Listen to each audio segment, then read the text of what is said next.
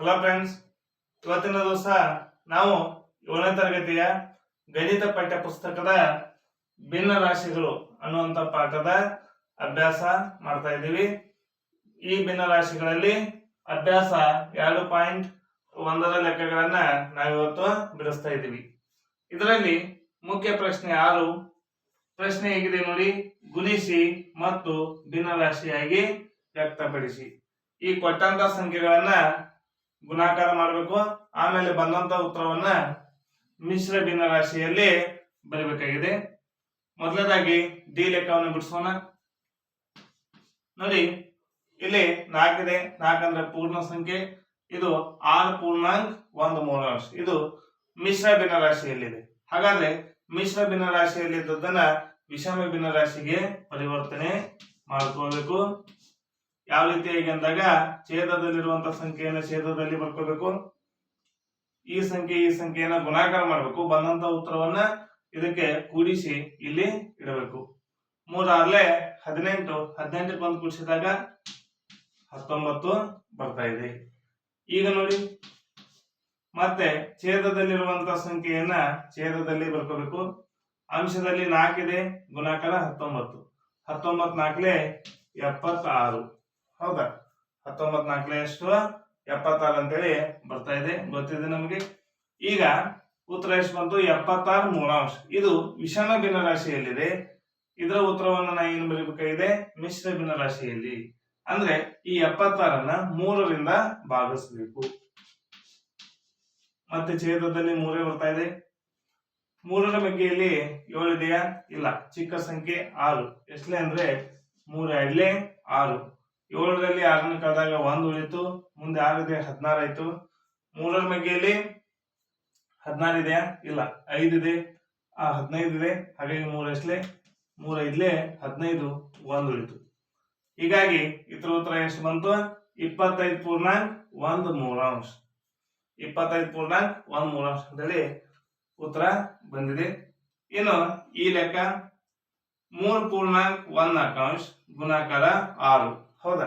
ಈ ರೀತಿಯಾಗಿದೆ. ಇದನ್ನು ಮೊದಲು ಮಿಶ್ರ ಭಿನ್ನ ರಾಶಿ ಇದ್ದದನ್ನು ವಿಷಮ ಮಾಡ್ಕೋಬೇಕು. ಛೇದದಲ್ಲಿರುವಂತಹ ಸಂಖ್ಯೆ ಹಾಗೆ ಹೋಗ್ತಾ ಇದೆ. 4 3 12. 12ಕ್ಕೆ ಒಂದು ಕೂಡಿಸಿದಾಗ 13 ಆಯ್ತು. ಎಷ್ಟಾಯ್ತು? 13 ಆಯ್ತು. ಗುಣಾಕಾರ 6. ಗುಣಾಕಾರ 6. ನೋಡಿ, ಈ ಲೆಕ್ಕವನ್ನ ನಾವು ಇನ್ನಷ್ಟು ಸುಲಭವಾಗಿ ಮಾಡ್ಕೋಬಹುದು. ಹೇಗೆ ಅಂದ್ರೆ, ಇಲ್ಲಿ ಅಂಶದಲ್ಲಿ 6 ಇದೆ, ಇಲ್ಲಿ 4 ಇದೆ. ಹಾಗಾದ್ರೆ ಇವೆರಡು ಸಮಸಂಖ್ಯೆಗಳು ಅಂದಾಗ 2ರಲ್ಲೇ ಭಾಗ ಹೋಗ್ತಾ ಇದೆ. 2 3 6, 2 2 4. ಹೌದಾ? 4 ಎಷ್ಟಲೇ? 2 2 4 ಬರ್ತಾ ಇದೆ. ಹಾಗಾಗಿ ಇದು 2 3 ಇದು 2 2 ಕ್ಯಾನ್ಸಲ್ ಆಗ್ತಾ ಇದೆ. ಈಗ 13 ಗುಣಾಕಾರ 3. ಇದನ್ನ ಗುಣಿಸಬೇಕು. 13 3 39. 13 3 39. ಛೇದದಲ್ಲಿ 2 ಉಳಿತಾ ಇದೆ. ಈಗ 39ನ್ನ 2ರಲ್ಲೇ ಭಾಗಿಸಬೇಕಾಗಿದೆ. 2 1 2. 3ರಲ್ಲಿ 2ಅನ್ನು ಕಳೆದಾಗ ಎಷ್ಟು ಉಳಿತು? 1 ಉಳಿತು. 19 ಆಯ್ತು. 2ರ ಮಗ್ಗಿಯಲ್ಲಿ 19 ಇಲ್ಲ, 18 ಇದೆ. 2 9 18. ಎಷ್ಟು ಉಳಿತು? 1 ಉಳಿತು. ಹಾಗಾಗಿ ಇದರ ಉತ್ತರ 19 ಪೂರ್ಣಾಂಕ 1 2 ಅಂತೇಳಿ ನಾವು ಬರೀಬಹುದಾಗಿದೆ. ಇನ್ನು ಅದೇ ರೀತಿಯಾಗಿ ಕೊನೆಯ ಲೆಕ್ಕ ಎಫ್ 3 ಪೂರ್ಣಾಂಕ 2 5 ಗುಣಾಕಾರ 8.